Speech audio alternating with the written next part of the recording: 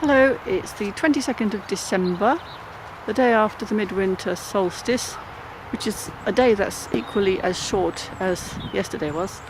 And we've come to the allotment to have a little fire to mark the occasion. Our mulch is coming along on the fruit bush area where we're planning the fruit cage. Little by little we keep bringing a few more bits of cardboard and barrowing a bit more manure onto it. And this area here is going to be our sort of rest and recreation area. We're going to have a lawn because we feel like we've got so much land we're not going to be able to cultivate it all in one go. And this will be where we'll have our little fire as well. You can see that the mole's been busy here. There's a couple of, well, there's one there, and there's another little molehill over here. And that's interesting to me because I thought the mole was going to go and dig in all the areas where we've put mulch, where it's softer, but no, they've gone into the hard ground under the trampled grass. They've also made a bit of a mess of my garlic bed here. There's a couple of heaps there, and I think there's signs of another one there. Don't know if you can see any garlic coming up. Oh, there's one right there. So they're just about big enough, I can probably hoe round them now. So there's my garlic, I've hoed as best I can. Problem is, the weeds don't look any deader than they did before I started, but we'll see what happens in time. The mole's been on this side as well. Somebody told me that garlic will deter moles. Well, it clearly hasn't deterred this mole. That's going to be like a barbecue effect, I suppose, so we can bake potatoes in the glowing embers.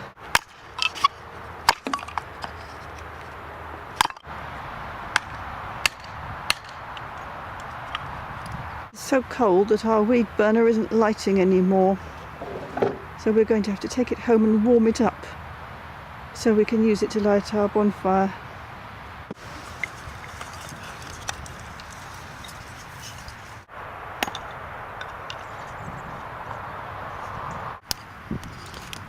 So here we are, and here's our pyramid of fire, which Chris has just lit with the little gas thing, which he warmed up at home on the radiator.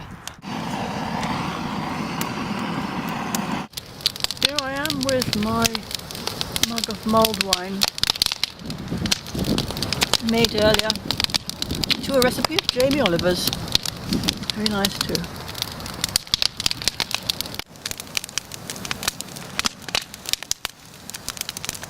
We brought partly baked potatoes and a pack of sausages with us. We've got to wait now for the fire to get hot and then burn down a bit before we can put them on. Cheers. Having a live fire at one end means you can see what you're cooking at the other end, so you rake out all your hot charcoal to one end, but you leave the logs burning at the other end. And then you can see everything, otherwise you're knackered. And there it is. Sausages this end and potatoes wrapped in foil down in the coals somewhere. And then the lovely flames the other end, and it's so warm. Oh, it's beautiful. It's beautiful, Pat. It feels like the Caribbean, so it does. On one side it does.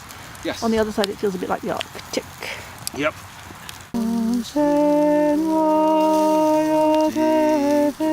City stood one careful shed, where a mother laid her baby in a manger for his bed. He was the